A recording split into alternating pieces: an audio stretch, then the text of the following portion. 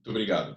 Eu vou, antes de mais nada, para começar a nossa conversa, te ler a contracapa, na verdade, de um livro que nós trabalhamos bastante aqui no Brasil e que vamos enviar um exemplar de presente nosso para você aí, que chama A Indústria de Mentiras, do Ben Dror Mini, publicado esse ano pela E-Realizações. É um livro bastante importante, que algumas pessoas importantes de Israel comentaram, o próprio Ehud Barak e o ex-ministro de Educação Amnon Rubinstein, que também foi professor da onde eu me formei em Israel. É um livro que conta basicamente a história da mídia, a academia e o conflito árabe-israelense e como esses três se correlacionam. Então, ele diz o seguinte: costuma-se dizer que o impasse israelo-palestino está no epicentro de conflitos no mundo árabe ou muçulmano e também atiça chamas da fúria nas comunidades muçulmanas ao redor do mundo, galvanizando o terrorismo global. Quando questionado por Jon Stewart sobre os reais motivos do assassinato dos cartunistas editores no seminário satírico francês Charles Hebdo, em 2015, as primeiras palavras de Jimmy Carter, ex-presidente americano, foram, abre aspas, bem, uma das origens para isso é o problema palestino, fecha aspas.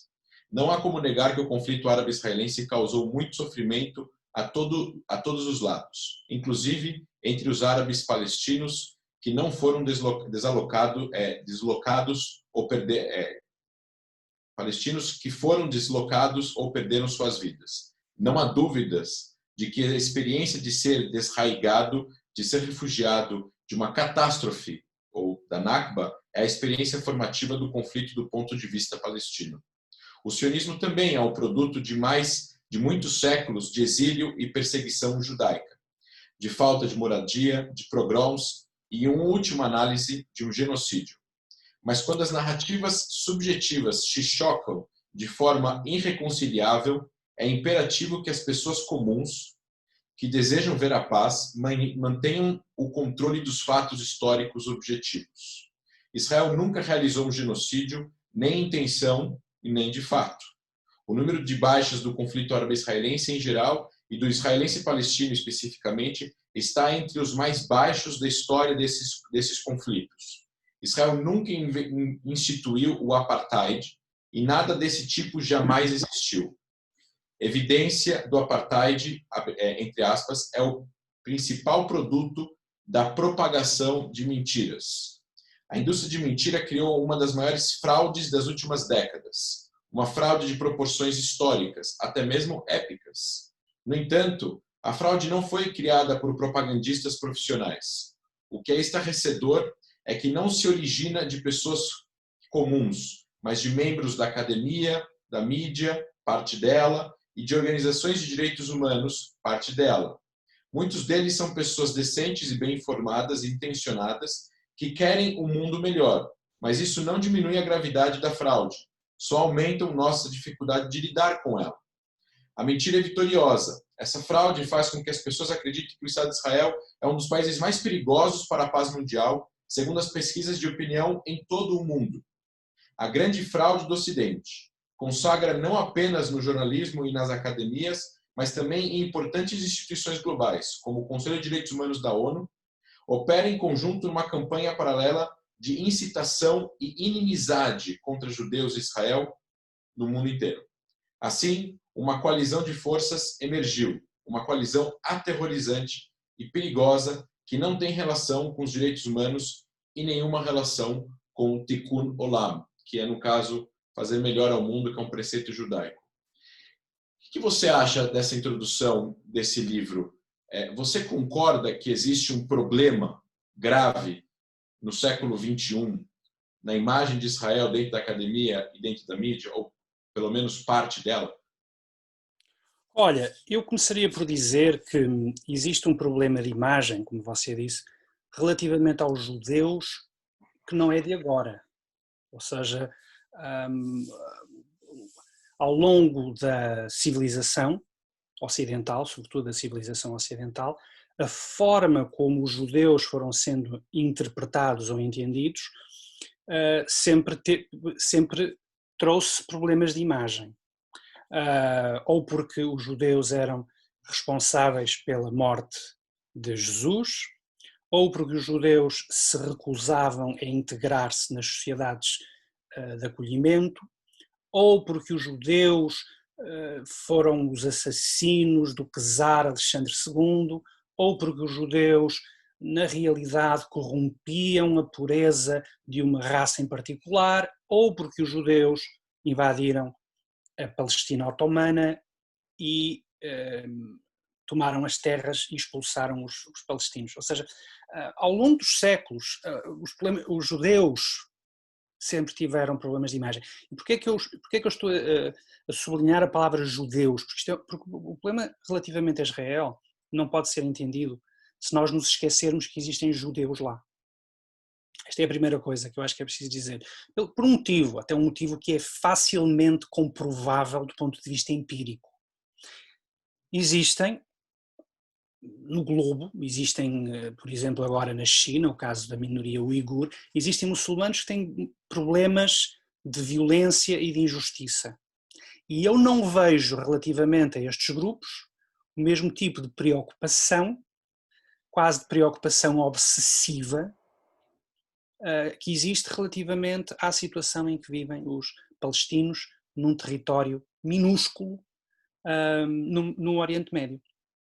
Não quero com isto dizer que não existem, obviamente, problemas, injustiças, sofrimento, não é isso que eu estou a dizer. O que eu estou a dizer é que a atenção obsessiva que se devota ao conflito israelense-palestino, para falar para os termos como se dizem no Brasil, não tem comparação com, por exemplo, a preocupação que as pessoas demonstram relativamente aos muçulmanos, à minoria uigur, ou relativamente à situação em que vivem, por exemplo,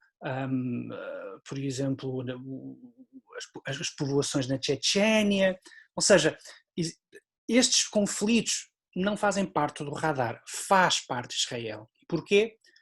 Porque existem judeus. E consciente ou inconscientemente, isto sinaliza sempre algo que está no subconsciente da civilização.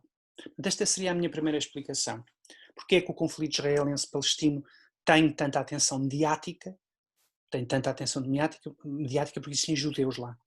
E mesmo que conscientemente, eu não estou a dizer que isto é uma coisa consciente, mesmo que conscientemente as pessoas pensem que estão a comentar um conflito que é simplesmente um conflito, por razões profundamente culturais, profundamente até recalcadas, estão a comentar um conflito em que existem judeus.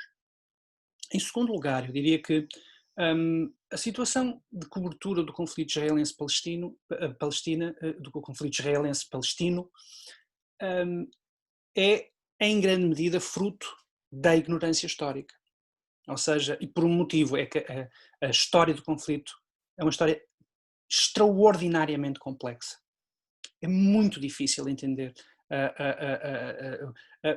pelo simples motivo de que, como dizia o George Orwell, numa guerra, isto é uma guerra que estamos a assistir, é uma guerra que é até muito anterior a 1948, na guerra a verdade é sempre a primeira vítima.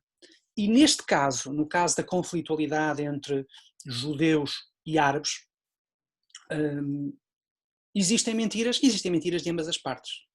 Ou seja, é muito difícil entender o conflito tentando trazer rigor, uma visão desapaixonada ao problema, porque é complexo abarcar todas as sensibilidades, todas as propostas que foram sendo avançadas para tentar resolver este conflito, e depois cada pequeno tema deste conflito, por exemplo, falar de Jerusalém, falar dos refugiados, falar do acesso à água, falar das fronteiras e de onde essas fronteiras devem ser desenhadas, falar do problema do terrorismo, falar da Constituição e dos objetivos do Hamas ou do Hezbollah. Tudo isto é de tal complexidade que as pessoas tendem a optar por uma leitura meramente sentimental de um conflito. E qual é a leitura sentimental? A leitura sentimental é um dos mais evoluídos ponto de vista tecnológico e militar, Estados do mundo, a oprimir uma população desarmada, na pobreza extrema e que só tem pedras para se defender. E, portanto, as pessoas ficam por uma leitura totalmente supérflua e superficial do conflito israelo-palestiniano. Em terceiro lugar, e último talvez, porque existe um problema, a esquerda, no sentido da esquerda progressista, tem um problema com Israel, não apenas porque Israel é visto como uma espécie de emanação ideológica, geoestratégica dos Estados Unidos, mas porque também faz parte do ADN da esquerda progressista olhar com uma mistura de fascínio e desconfiança para o projeto sionista, desde o século XIX. Ou seja, é como se o sionismo fosse uma espécie de corpo estranho, quando a mensagem central, por exemplo, mensagem central marxista, é uma mensagem internacionalista, onde de certa forma não há lugar, nem há necessidade para questões que lidam com o nacionalismo, como é a questão do sionismo moderno, sobretudo o sionismo depois da Herzl. E portanto, quando você junta estas três coisas, judeus, quando você junta ignorância, quando você junta a inclinação da esquerda e, obviamente, o facto de os grandes veículos de imprensa e de televisão terem essencialmente uma sensibilidade liberal no sentido americano da palavra, no sentido progressista, no sentido de esquerda, temos todos os condimentos para que o conflito não seja, ponto 1, entendido, ponto 2, discutido, e ponto 3, entendido e discutido com honestidade. Correto. Me lembra um pouco o que você falou dos 3 pontos que começa com o judeu, uma frase famosa do rabino, ex-rabino-chefe da Inglaterra, Lord Jonathan Sacks, que fala que os judeus eram odiados por causa da sua religião, depois passaram a ser odiados por causa da sua raça, e hoje são odiados por causa da sua Estado-nação. E o que me leva a pensar de que você falou sobre que é mais uma questão, as pessoas vêm a decidir a sua opinião a respeito do conflito por uma questão emocional e não por uma questão lógica. Eu lembro que o Pedro Cardoso, o ator aqui do Brasil, foi uma vez uma entrevista na Jovem Pan aqui no Brasil, há uns 2 anos atrás, e ele falou que ele escreveu um livro de opinião e que ele enfatiza, esse livro é um livro de opinião, eu não venho com uma pretensão científica para falar do que eu vou falar. Ele fala, ele falou, a democracia precisa de fatos para poder se proteger. Basear a verdade só na opinião é uma desautorização da democracia. Ele fala, a justiça nada mais é do que a tentativa científica de apurar os fatos. Então, eu junto com o que você falou, eu penso, será que a gente está indo para um lugar onde a academia e o jornalismo, isso é uma das perguntas que eu ia te fazer agora, se você acredita que a mídia passou a ter um papel mais opinativo, talvez também a academia, do que informativo em relação ao conflito palestino-israelense? Sabe, eu acho que neste momento há uma discussão interessante, sobretudo no mundo anglo-saxónico, que é saber se no jornalismo, não interessa se é jornalismo escrito, se é televisão, se ainda faz sentido a velha categoria da objetividade. Ou seja, de objetividade e neutralidade. Ou seja, a ideia de que, no fundo, os factos existem, a opinião, evidentemente, que é livre, mas existem factos que são objetivos, que podem ser conhecidos e que devem ser reportados da forma mais neutral possível. Neste momento, a discussão que se coloca é uma discussão que surgiu depois daquela morte bárbara do aquele cidadão americano, George Floyd. A discussão que surgiu é se o jornalismo não deveria ser ou abraçar, a expressão é uma maior clareza moral. O que é isto de clareza moral? Clareza moral é evidentemente entender que às vezes a verdade depende de um certo contexto e que, portanto, considerações sobre justiça social, sobre igualdade, sobre isto e sobre aquilo, devem ter preponderância relativamente à objetividade e à neutralidade. Isto é uma discussão que está a correr nos principais veículos, New York Times, enfim, Washington Post, etc, etc. Há jornais que se recusam a enveredar por este caminho, o Wall Street Journal, por exemplo, mas na imprensa, que é sobretudo a imprensa progressista, liberal, há esta ideia de que mais importante do que dizer a verdade é dizer a verdade iluminada pelo ideal progressista. E neste sentido, o que isto significa basicamente é que no conflito israelense-palestino só é possível ter uma posição, e essa posição significa que Israel é o principal culpado, ou é o único culpado desta situação, e que o Estado de Israel é um Estado opressor, imperialista, etc, etc, etc, etc, por aí fora. Na realidade, esta é uma dinâmica que já se estava a acentuar nas últimas décadas. Ou seja, isto não é algo de novo que surgiu agora. E nesse sentido, muita da cobertura que eu leio sobre o conflito é uma cobertura essencialmente opinativa.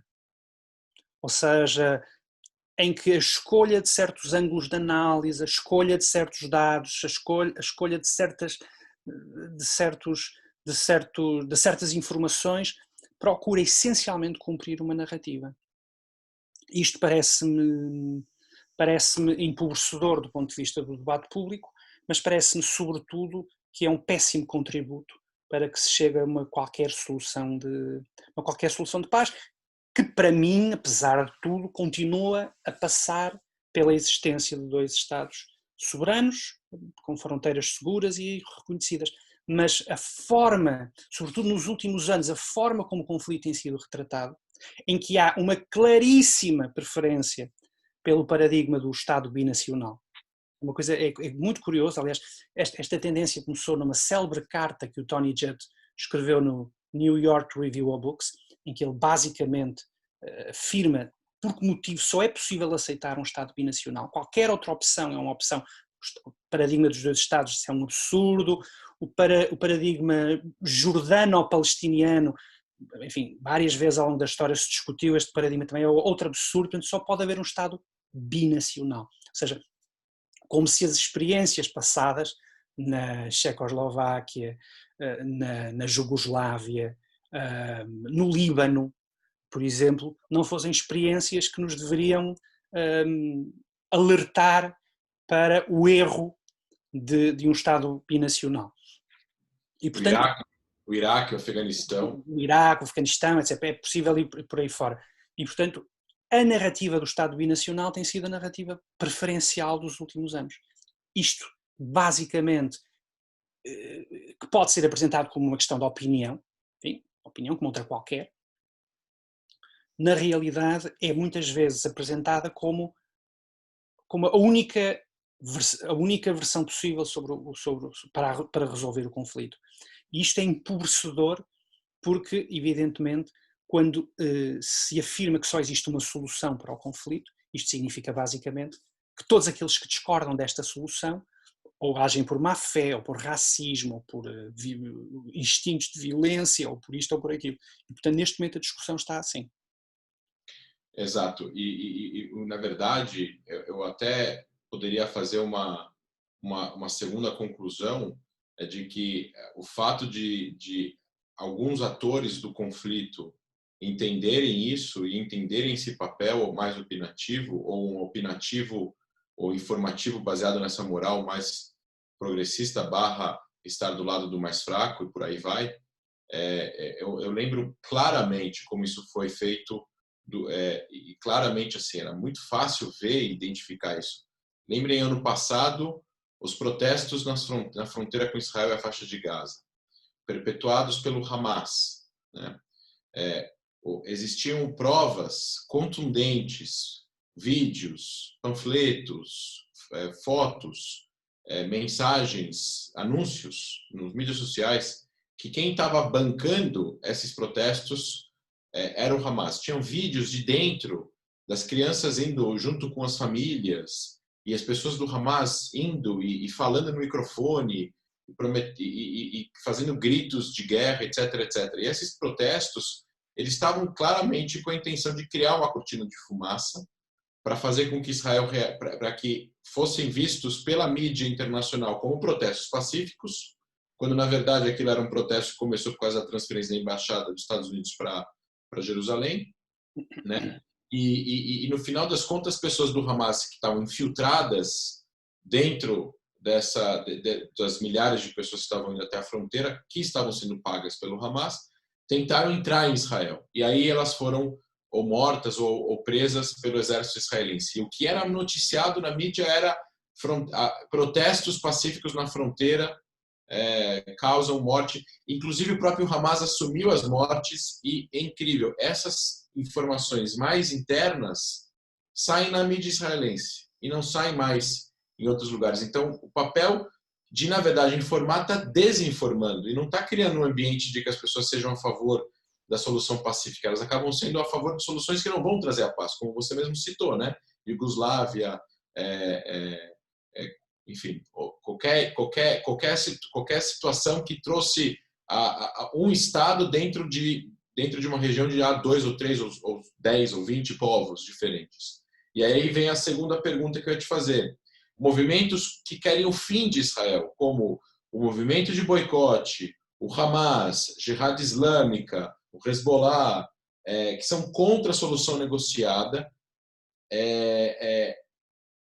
por que esses movimentos recebem uma atenção como se eles fossem parte da solução negociada, quando na verdade eles não querem uma solução negociada?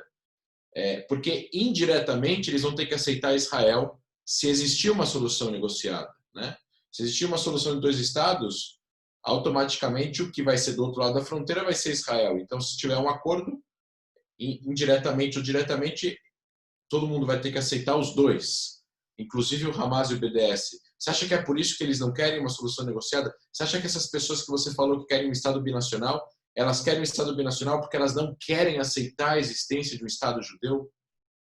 Bom, não posso falar por todas as pessoas que defendem o Estado binacional. Eu acredito que existem pessoas que têm todas as melhores intenções ao falarem de um Estado binacional, ou seja, pessoas que, olhando para a realidade de Israel hoje, afirmam que vai ser muito, muito difícil a existência de um Estado, enfim, vai ser impossível um Estado palestiniano com algum grau de contiguidade, e, portanto, tendo em conta a realidade demográfica, a realidade geográfica que já se vive no território, estas pessoas acreditam que talvez a melhor solução seja colocar sob o mesmo teto 2 povos que repetidamente não conseguiram viver juntos.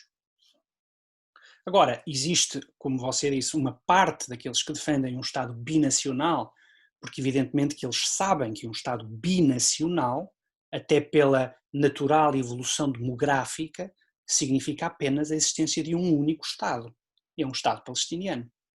Ou seja, nesse sentido, um dos exemplos mais óbvios é o caso do Hamas, ou seja, hoje quando nós estamos a falar do conflito israelense-palestino, nós já não estamos a falar de um conflito clássico, como existia em 1948, como existia em 1967, como existia em 1973, ou seja, nós não estamos a falar de um conflito entre Israel e o mundo árabe, ou entre Israel e os árabes palestinos. Nós neste momento estamos a falar de vários conflitos e cada um destes conflitos acrescenta e anula os outros conflitos, ou seja, nós temos um problema entre Israel e a Autoridade Palestina, nós temos um problema entre Israel e o Hamas, nós temos um problema entre Israel e o Irã, nós temos um problema entre Israel e o Hezbollah, ou seja, nós temos uma sobreposição de conflitos. E é evidente que quando nós estamos a falar do paradigma dos 2 Estados, da necessidade de 2 Estados, é preciso lembrar sempre que existem, enfim, 2 lados que não querem a existência de 2 Estados. Existe um lado mais extremista no interior de Israel, que só aceita um Estado de Israel do mar Mediterrâneo até ao Rio Jordão, portanto um grande Israel. Existe o Hamas, que não aceita a existência do Estado de Israel, ou seja, E se as pessoas, cá está uma vez mais a ignorância, se as pessoas lessem, por exemplo, a Carta Fundamental do Hamas, que nunca foi rejeitada pelo Hamas, encontram o essencial sobre a estratégia deste grupo. O grupo é uma emanação da Irmandade Muçulmana, percepciona o conflito como um conflito de natureza religiosa, portanto, percepciona a luta contra Israel como uma luta, como uma jihad, como uma guerra santa, e portanto não aceita nenhum tratado, nenhum acordo, nada que foi celebrado com a entidade sionista. O mais longe que o Hamas foi admitir uma trégua com Israel, como se fosse possível estabelecer qualquer negociação de paz, quando nós apenas admitimos uma trégua com o interlocutor com que estamos a negociar. E, portanto, é impossível pensar neste momento numa solução de 2 Estados, quando nós temos o Hamas, por exemplo, que nem sequer reconhece o direito à existência de Israel. Ou seja, aqui a questão, o problema com o Hamas não é um problema territorial, digamos assim. Ou não pode ser percepcionado de forma clássica, como saber onde colocar a linha da fronteira, o que fazer aos refugiados, como dividir a cidade de Jerusalém, etc, etc, etc. Isto são termos racionais, são termos que fizeram sempre parte do conflito. O Hamas não aceita a existência de Israel. Portanto, considera que a ocupação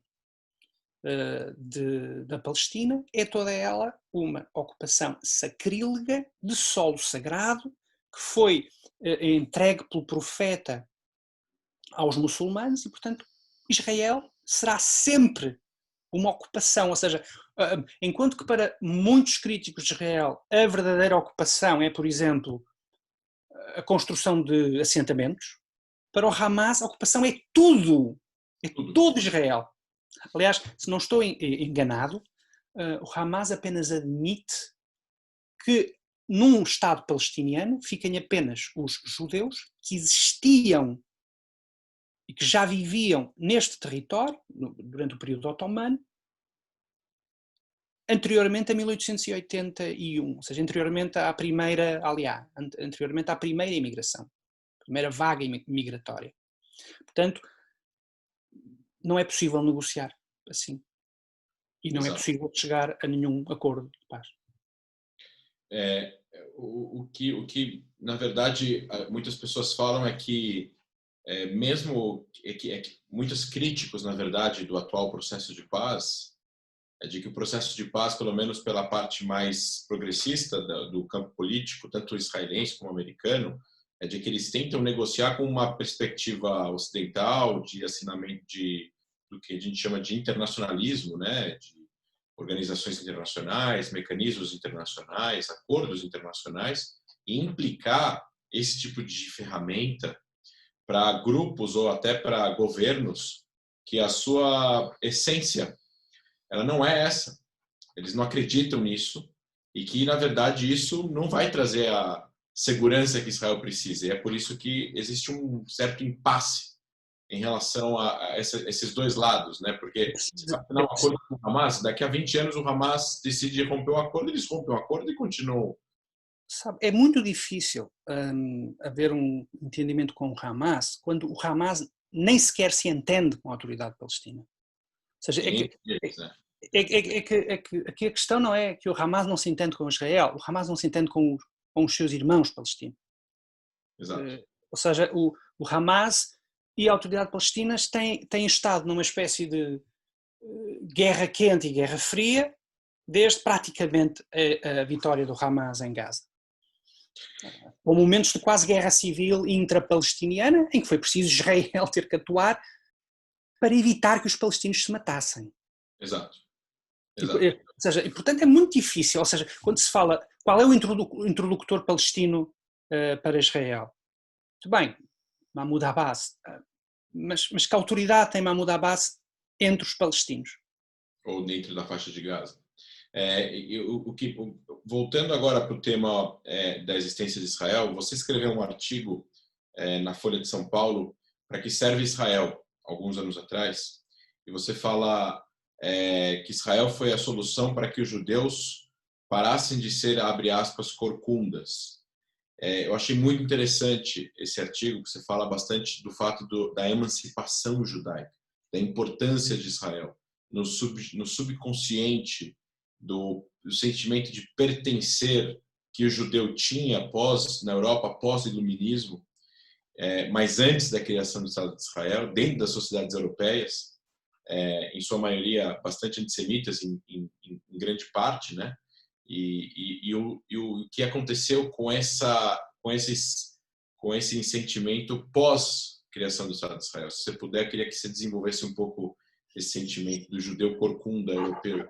Olha, essa expressão, na verdade, é uma referência a um dos grandes ensaios sobre a importância de Israel, que foi escrita pelo Isaiah Berlin. E basicamente o que o Berlin nesse ensaio afirma é que, citando aliás um outro historiador, é que com a Revolução Francesa houve uma emancipação dos judeus que tiveram acesso a direitos políticos plenos, civis, e basicamente com a Revolução Francesa abriram-se vários caminhos possíveis para os judeus que viviam na Europa. Houve aqueles que basicamente resistiram ao apelo da assimilação, portanto continuaram na sua concha recusando a assimilação.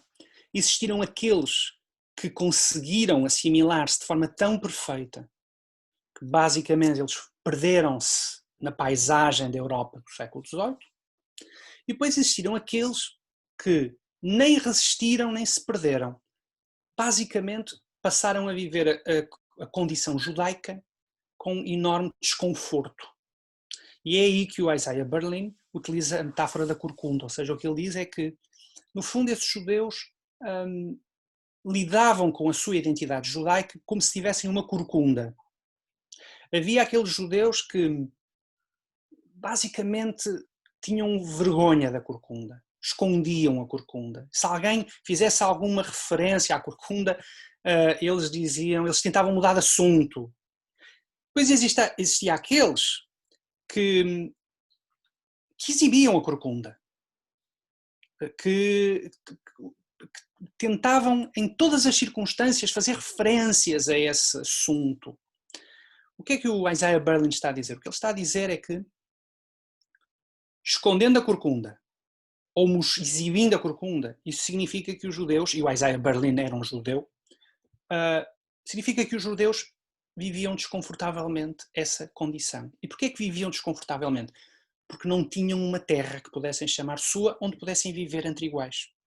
E o que o Isaiah Berlin diz é que a criação do Estado de Israel é uma espécie de operação cirúrgica para remover a corcunda. Ou seja, e como o Berlin escreve nesse ensaio, se é que eu me lembro bem do ensaio, o que o Berlin diz é, a partir da criação do Estado de Israel, os judeus puderam caminhar com as costas ao alto, com as costas direitas. Porquê? Porque passaram a viver entre iguais.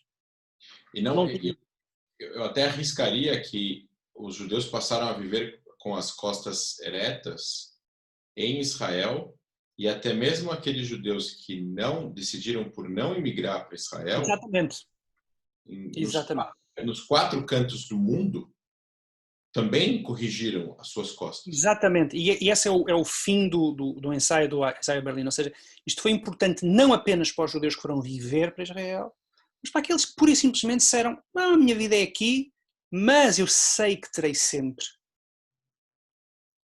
caso necessite, uma terra que é minha, que eu possa chamar minha. E, portanto, isso foi importantíssimo para endireitar as costas de todos os judeus que viviam a sua identidade com esse grau de desconforto.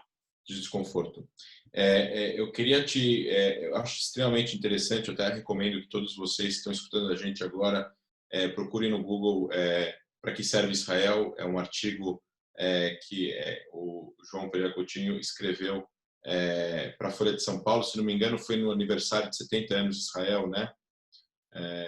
Deve ter sido há 2 anos atrás, mais ou menos. Eu queria te voltar para o tema da mídia.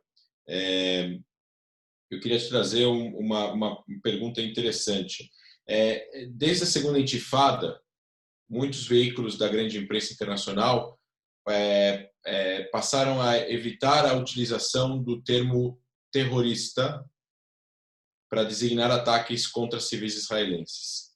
Por que para algumas empresas de mídia o atentado em Paris, ou nos Estados Unidos, ou na Bélgica, ou em Boston, é usado terrorismo, mas para ataques do Hamas é militância, é militantes, são radicais, mas evitam o uso da palavra terrorismo? Você teria alguma... É como se fosse mais legítimo o ataque dos palestinos, ou é menos, entre aspas, grotesco do que o Estado Islâmico fazendo atentado em Paris? É como se o Hamas representasse algum tipo de legitimidade na forma como eles estão agindo? Há uma parte que se explica por pura má fé. Porque se você aceita que o terrorismo é a matança indiscriminada de civis inocentes, ou seja, se você aceita a definição técnica do que é o terrorismo, ou seja, nós estamos a falar sobretudo do terrorismo contemporâneo, ou seja, nós já não vivemos aquele tipo de terrorismo que existia nos inícios do século XX, em que, por exemplo, o terrorismo anarquista era um terrorismo que era essencialmente contra altas figuras do Estado, altas patentes militares, etc. Quando nós aceitamos que o terrorismo contemporâneo significa atos de terror que levam à matança indiscriminada de civis inocentes, é evidente que aquilo que o Hamas pratica é terrorismo.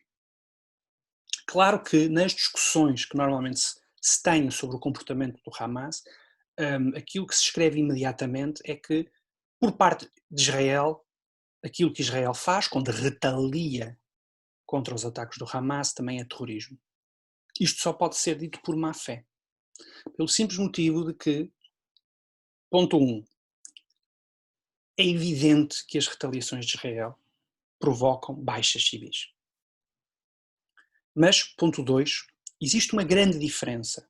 É uma diferença moralmente relevante quando você decide atacar indiscriminadamente civis ou quando você tenta retaliar para matar ou para capturar operacionais do Hamas, terroristas do Hamas, e como dano colateral existe a morte de palestinos inocentes. Palestinos inocentes que em muitos casos são usados como escudos humanos por parte dos operacionais do Hamas, sobretudo na faixa de Gaza. Portanto, tentar misturar, no fundo esta é um pouco a ideia de todos eles são terroristas. Portanto, o Hamas é terrorista, Israel ataca e é terrorista, no fundo é tudo a mesma coisa. Só pode entender-se por pura má fé neste debate. Isto não significa que no nascimento de Israel não tenha havido terrorismo, sobretudo contra as potências britânicas administrantes. Todos conhecemos essa história, sobretudo aquele período entre 45 e 48. É evidente que houve terrorismo. Agora, o que eu estou a dizer é que hoje, quando nós estamos a discutir o conflito, existe uma diferença, que é uma diferença moralmente importante, entre você matar indiscriminadamente ou você procurar neutralizar terroristas do Hamas, e isso tem como resultado, em muitos casos, e infelizmente, a morte de civis inocentes. Exato. A gente estava falando antes de começar a live, como estávamos apenas nós dois aqui, de que nas 2 últimas décadas a gente tem visto um crescente vício da mídia em Israel. Você me deu uma resposta muito interessante. Os números mostram que é um dos conflitos que menos se mata, mas que mais possui cobertura internacional. Há alguma razão para isso? É verdade. A cobertura mediática do conflito não tem comparação com nenhum outro conflito. Aliás, eu lembro-me de ler a informação de que a cobertura por metro quadrado do conflito israelense-palestino não tinha comparação com nenhum outro conflito. Enfim, isto também se explica em grande parte porque estamos a falar de um território muito, muito pequeno. Porque é outra ideia que por vezes as pessoas não têm, ou seja, falam do Israel, do conflito israelense-palestino, como se nós estivéssemos perante uma vastidão, uma coisa imensa, um país como a França ou como a Itália ou a Alemanha. Na realidade nós estamos a falar de um país mais pequeno do que Portugal e, portanto, é inevitável que exista essa sobreocupação do espaço, até no sentido físico da palavra, em Israel. Agora, existem evidentemente razões pelas quais este conflito tem uma luz mais intensa do que qualquer outro conflito. Isso deve-se àquilo que eu tinha dito no início, ou seja, porque estão lá judeus, porque nós estamos a falar de um território que tem uma ressonância civilizacional muito, muito forte.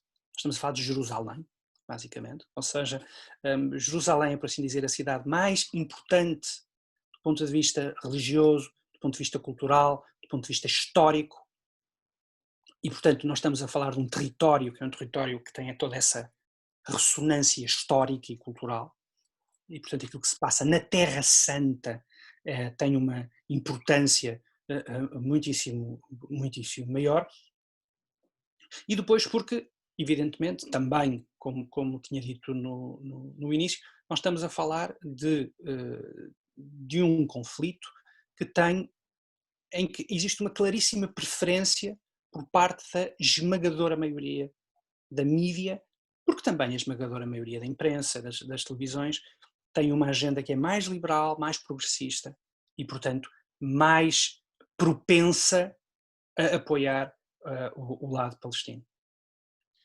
É interessante que você faria algum comparativo, por exemplo, do interesse da mídia em Portugal a respeito do conflito? É parecida com o interesse? Eu lembro que nesse livro que eu te mostrei no começo da nossa conversa, o Ben Dror traz um exemplo do jornal The Guardian. Se não me engano, é mais ou menos assim. Ano 2013 ou 2011, um ano que não teve conflito, não teve guerra, morreram 39 ou 29 palestinos em confrontos com forças israelenses. A maior parte pessoas que tentaram invadir Israel através das fronteiras de Gaza ou algum tipo de insurgência violenta. Israel foi lembrado 1.500 vezes pelo jornal, enquanto que, ao mesmo tempo, em paralelo, nesse mesmo ano, as forças britânicas estavam envolvidas com 500 civis mortos no Iraque. E a Inglaterra foi mencionada, o Reino Unido, no caso, foi mencionado pelo jornal neste contexto de guerra 500 vezes. Ou seja, 3 vezes menos e um número muito maior do que o número de baixas palestinas vis-à-vis. Você acha que em Portugal ou aqui no Brasil é igual? A mídia realmente se interessa muito mais pelo conflito israelense-palestino do que o que está acontecendo, não sei, Portugal talvez tenha não teve relação talvez com o conflito no Iraque, mas talvez para cobrir a própria Inglaterra no Iraque ou para cobrir a França no Iraque. Tem alguma... Não, sem dúvida. Ou seja, o que se passa com o jornalismo em Portugal é evidentemente que a esmagadora maioria, na realidade, tem a mesma postura que tem a imprensa britânica, a imprensa americana, a imprensa brasileira, a imprensa francesa. Ou seja, é uma postura que é um jornalismo opinativo, em primeiro lugar, ou seja, é muito difícil encontrar factos, é muito difícil encontrar uma narrativa que seja vagamente neutral ou objetiva, e isso nota-se na cultura de Israel, ou seja, dou um exemplo prático, um exemplo muito prático. Por exemplo, fala-se muito sobre o muro da vergonha de Israel, fala-se muito da barreira de segurança, não se fala de quantos atentados terroristas a barreira evitou desde que foi construída. Um exemplo apenas. Por exemplo, quando há novos confrontos entre Israel e o Hamas em Gaza, Normalmente sabe-se quase ao detalhe as operações militares de Israel, e tudo bem com isso, acho muito bem. Não se sabe com o mesmo detalhe, por exemplo, quantos rockets são enviados, quantos foguetes são enviados de Gaza para Israel, não se sabe com detalhe quem começou o conflito, não se sabe com detalhe, ou seja, isso é um nevoeiro, é um fog. Agora, saber com detalhe o que acontece do lado de Israel, isso sabe-se tudo. E, portanto, é muito difícil ter uma visão clara do que está a passar em Israel. Porque é isso mesmo, porque é um jornalismo muito, muito opinativo, muito... Aliás, eu vou contar uma história, não vou obviamente dizer aqui os nomes, mas eu lembro-me de estar a falar com um rabino em Portugal que me contava que ele tinha por hábito, sempre que via uma matéria sobre Israel, ele escrevia para o jornal para fazer uma correção, para, sei lá, enfim, tudo dentro da mais absoluta cortesia. Isto acontecia sempre, e ele não tinha resposta. Até que um dia a jornalista que cobria Israel telefona-lhe e diz-lhe para ele parar de escrever cartas porque ela já está a ter problemas com a editoria no jornal. Ou seja, isto é revelador da cegueira um pouco, ou do circuito fechado em que vivem muitos jornalistas, enfim, não apenas em Portugal, no Ocidente em geral, relativamente ao conflito israelense-palestino. E mesmo pela minha experiência, por exemplo, às vezes a falar com pessoas que escrevem ou que fazem opinião sobre o conflito israelense-palestino, nota-se que não há grande sensibilidade histórica, grande conhecimento histórico, relativamente àquilo que se está, relativamente à cobertura. Eu fico me perguntando aqui sobre isso, porque uma das coisas que, por exemplo, eu uma vez fui fazer uma entrevista no jornal no Amazonas, e eu falei que a cobertura ela pode ser neutra, mas que a neutralidade entre Hamas e Israel ele só nutre o Hamas, nem os palestinos, nem a paz, nem muito menos não precisaria, mas nem Israel. E uma das coisas que eu me pergunto também é sobre por exemplo, né, quando às vezes eu vejo em jornais quando tem um conflito, está escrito fontes médicas em Gaza afirmam que tal, tal, tal, tal, tal, ou Ministério da Saúde de Gaza disse que tal, tal, tal, tal, tal. E eu fico me perguntando, essas pessoas não sabem, é tão difícil de encontrar essa informação, porque para mim me parece muito óbvia, mas talvez porque eu estou totalmente imerso nesse assunto todos os dias, talvez seja óbvio para mim. O Ministério da Saúde de Gaza é controlado pelo Hamas. Quem controla todos os ministérios governamentais em Gaza desde 2006, desde 2007, janeiro de 2007, quando teve o golpe, é o Hamas. Então, eu fico me perguntando, é a mesma coisa que fontes médicas da Al-Qaeda disseram que, dois pontos, e aquilo ser considerado algo legítimo. Sim, mas isso é porque você de facto tem essa experiência de acompanhar a cobertura mediática, porque para o leitor comum, fontes médicas do Hamas ou fontes médicas de Gaza, isso passa, mas repare, isso acontece relativamente a Gaza. Mas você teve um exemplo claro de como de facto há uma parte do jornalismo que está em crise. Por exemplo, com esta pandemia, quando toda a gente estava a discutir seriamente os números, por exemplo, que eram fornecidos pela China, como se fossem números fiáveis. E as pessoas falam da China ignorando completamente que nós estamos a falar de um Estado que não é um Estado democrático. E, Certo. portanto, quando toda a gente está a discutir os números oficiais de Pequim como se eles fossem números para levar a sério, é evidente que, por maioria de razão, relativamente ao Hamas, enfim, o Hamas é um partido político, como outro qualquer. Pois é. Uma das, eu vou só fazer mais uma pergunta a respeito desse assunto. Eu queria ir para as perguntas mais do nosso público que fizeram. Só, na verdade, é só um fato a ser lembrado, né? Um dos casos mais famosos de manipulação feita por um conflito foi a acusação, um mais famosos, né? Foi a acusação indevida que Israel matou Mohamed al-Dura, um menino palestino, em setembro de 2000, na faixa de Gaza. Um canal de televisão francesa, a France TV, não apenas editou o vídeo, como concluiu sozinha o culpado, Israel no caso, e distribuiu o VT para o mundo inteiro, tirando necessidades de direitos autorais. Al-Dura virou um símbolo de resistência e de martírio, virou selo, praça, escola, rua, tudo.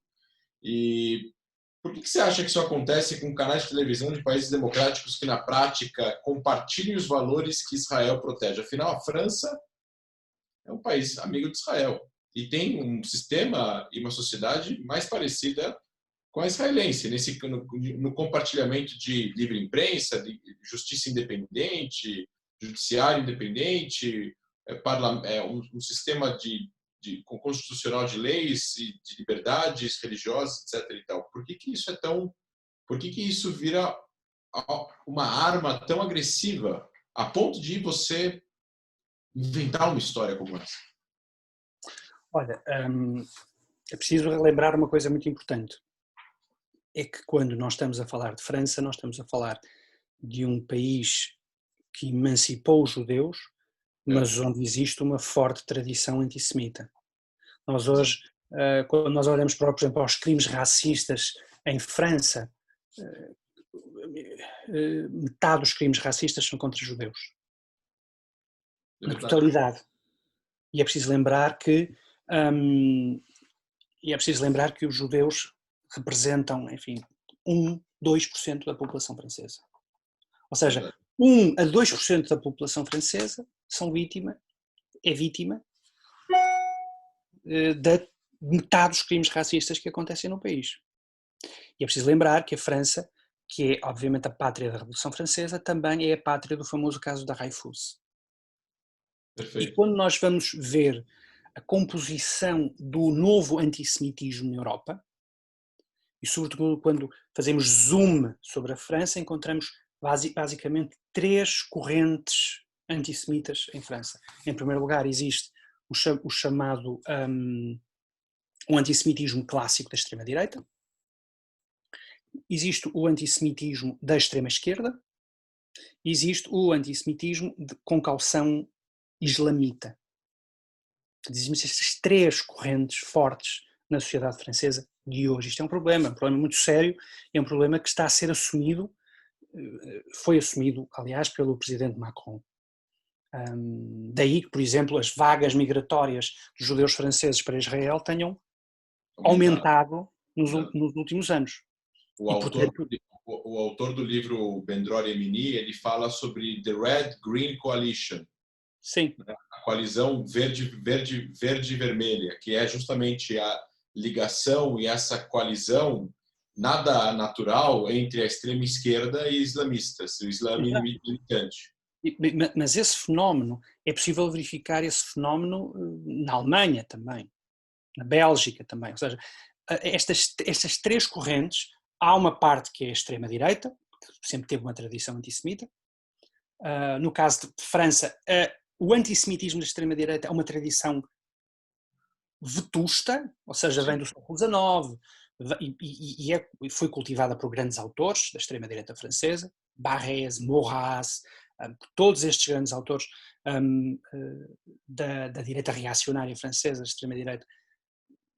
Há uma grande tradição antissemita, há um antissemitismo da extrema-esquerda, que aliás encontra-se não só em partidos de extrema-esquerda, mas que, por exemplo, teve ramificações, por exemplo, no Partido Trabalhista inglês, estamos a falar de um dos principais partidos de uma das mais importantes democracias do mundo. Neste momento, o Partido Trabalhista Britânico finalmente está a lidar com o problema do antissemitismo, que era uma coisa simplesmente inacreditável que se passou nos últimos anos. Sim. E por isso existe um antissemitismo com uma forte calção islamita. O que leva a que existem vários relatos de cidadãos franceses judeus que, por exemplo, acham imprudente exibir a cruz a estrela de David, acham imprudente revelarem que são judeus em público, etc, etc, etc. Portanto, esse caso, eu lembro-me de acompanhar esse caso, é um caso que já expressa uma cultura que não é apenas antisionista, mas é uma cultura que vai além disso, uma cultura antissemita. O que leva a gente a fazer a primeira pergunta dos nossos espectadores, o Marcelo Blay, que nos assiste, que é membro do conselho do Stand With Us e um grande admirador do nosso trabalho e do seu também. Ele pergunta como você interpreta o aumento do antissemitismo no mundo todo. Ou seja, há um aumento do antissemitismo ou aumento... Agora eu adiciono a pergunta do Marcelo, ou aumento de percepção apenas? As pessoas estão com mais coragem de se demonstrar antissemitas? Ou há uma crescente, um aumento do antissemitismo em si? As pessoas elas não eram antissemitas há 10 anos atrás e agora elas são? Olha, o que quase todos os estudos indicam relativamente a isso, sobretudo na Europa, é que houve um período, digamos assim, houve um período de luto depois da Segunda Guerra Mundial, mas que há um aumento de antissemitismo e esse aumento é possível medir esse aumento em atos antissemitas, Sim. violência antissemita, Sim. em insultos antissemitas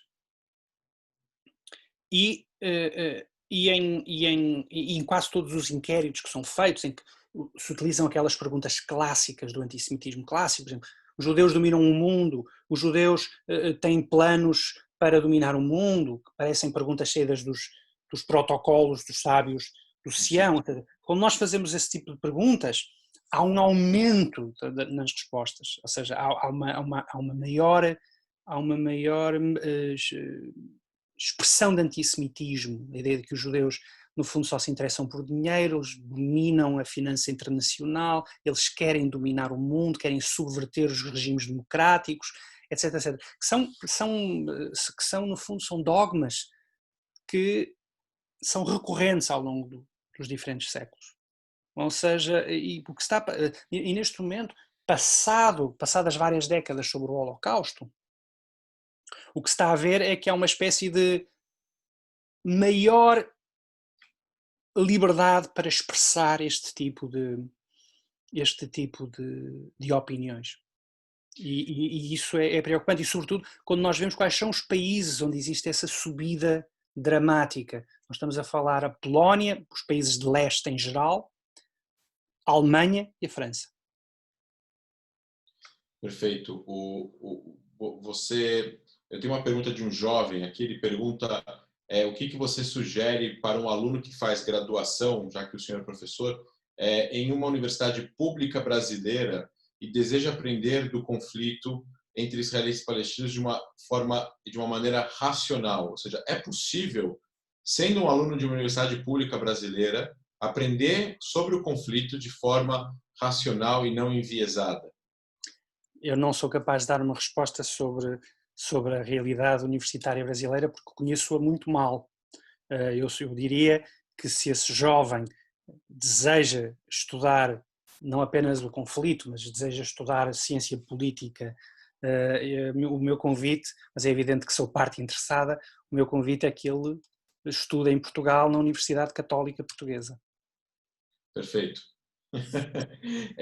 Olha só, um outro jovem pergunta uma coisa muito interessante. Que pena que não tem o nome da pessoa aqui. Você acha que a geração Millennium tem dificuldade de analisar os conflitos internacionais, em especial o conflito entre israelenses e palestinos, de maneira racional? Se sim, isso acontece porque somos jovens ou é algo particular da minha geração? Como foi um jovem que escreveu. Olha, eu direi que eu direi que é difícil ter uma visão do conflito que seja desapaixonada e objetiva, porque toda a cultura, sobretudo a cultura popular, mas também a cultura académica, conspira contra uma visão objetiva e neutral sobre o conflito. Perfeito. Agora, eu não acho que os millennials estejam melhor ou pior preparados para lidar com os grandes temas da política internacional. Eu como professor e professor de uma disciplina que é precisamente o conflito israelense-palestino, tenho lidado ao longo destes anos com excepcionais alunos, muito jovens, muitos deles seguiram a vida académica, precisamente nesta área, alunos que desenvolveram os seus projetos sobre o conflito e, portanto, não há nenhum impedimento. A idade cura-se com o tempo, não é? Portanto...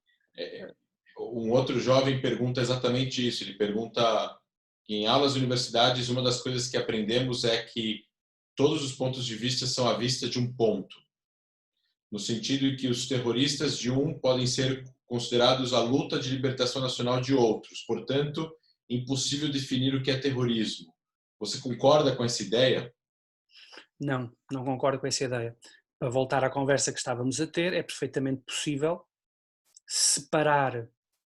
Quando nós estamos a falar de terrorismo, nós temos que fazer várias qualificações. Uma delas é a matança indiscriminada de civis e, em segundo lugar, temos que ver qual é o que é que atos terroristas procuram alcançar. Exato. Por exemplo, Nelson Mandela foi um terrorista. No entanto, a luta de Nelson Mandela, terrorista no sentido de atividade bombista, violência, etc. Mas a luta de Nelson Mandela era uma luta justa contra um sistema iníquo, contra um sistema bárbaro. Quando nós estamos a falar do terrorismo do Hamas, é preciso lembrar que o Hamas está, para além de toda a sua filosofia, toda a sua estrutura, ser uma estrutura conducente à jihad, uma luta sagrada, é preciso lembrar que o Hamas governa a faixa de Gaza. A faixa de Gaza já não está ocupada por Israel, portanto é um absurdo falar-se da faixa de Gaza como ocupada por Israel. E é preciso lembrar que Israel retirou unilateralmente da faixa de Gaza. Aliás, o objetivo do Ariel Sharon era retirar de Gaza e retirar da Cisjordânia. E, no entanto, quando nós hoje questionamos, por exemplo, qualquer político israelense, de esquerda ou de direita, ou quando questionamos qualquer militar israelense, quando é que Israel vai retirar da Cisjordânia? A resposta é óbvia, depois do que se passou em Gaza, essa retirada está adiada sine die. Exatamente, unilateralmente não vai acontecer. Eu ia te fazer uma última pergunta, a gente está chegando já nas partes, nos nossos últimos minutos, também já são passada a meia-noite em Portugal.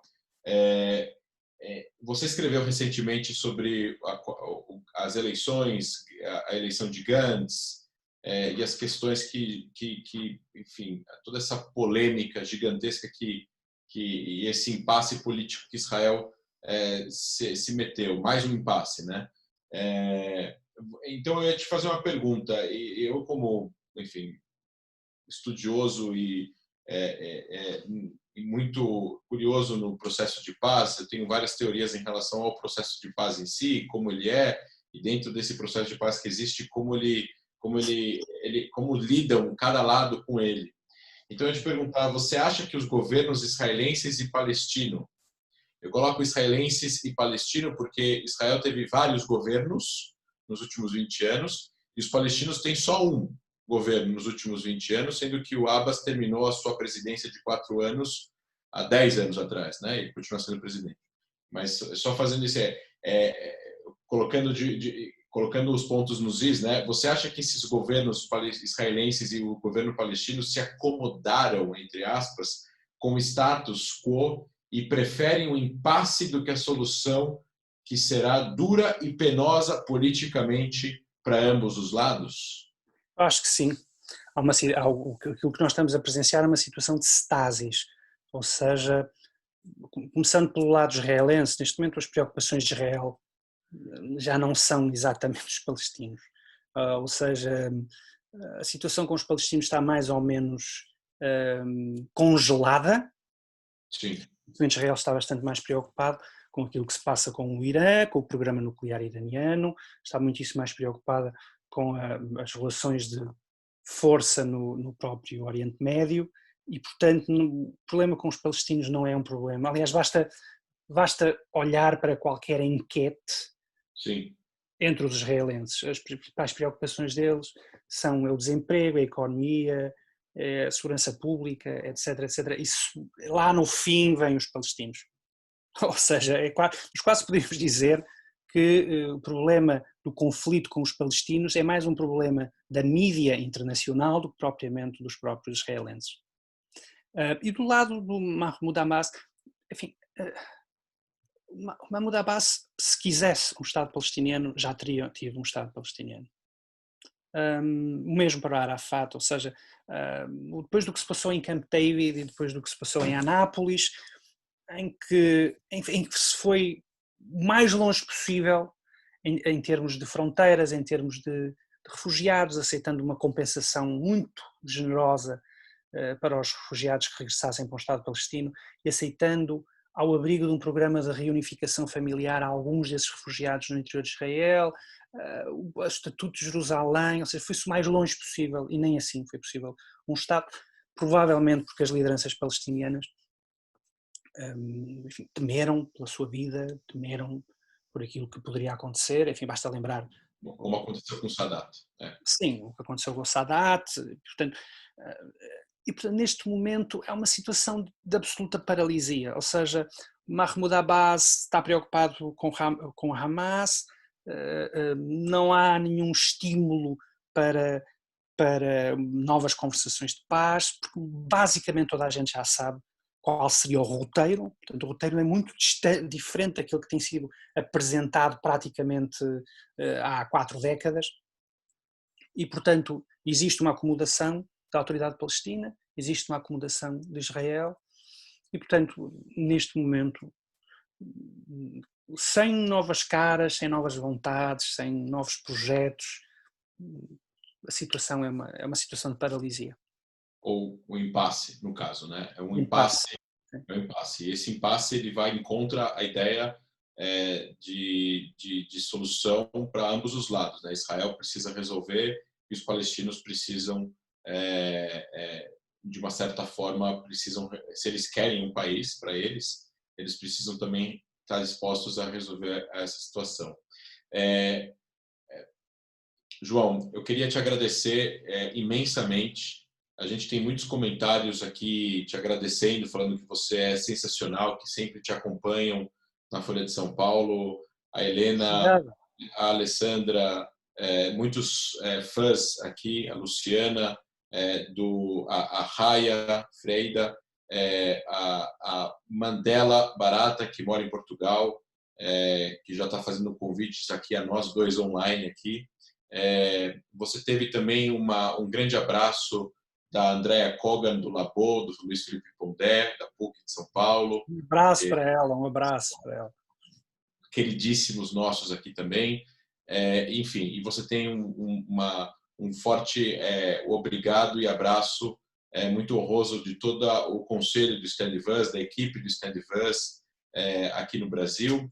E a gente queria estender que nós estamos aqui como um think tank, como organização educacional a respeito de Israel e do Oriente Médio, mais convites a você, tanto online como pós-pandemia, fisicamente, aqui no Brasil, em Portugal também. A gente tinha uma agenda quase praticamente pronta em Portugal antes da pandemia, no final do ano passado, com várias palestras a respeito dos assuntos relacionados a Israel e acabamos de cancelar tudo por N motivos, depois acabou não sendo possível remanejar. Então, eu queria te agradecer imensamente em meu nome. A gente vai estar te enviando um exemplar desse livro e um exemplar do livro Impasse de 1967, do Micha Goldman, que são 2 livros que a gente trabalha bastante aqui no Brasil. Os ambos traduzidos para português. E boa noite a todos os nossos espectadores. Obrigado mais uma vez pela sua presença e esperamos poder recebê-lo em breve numa próxima. Obrigado. Obrigado de verdade. Obrigado a todos, boa noite a todos e até uma próxima live. Tchau, João.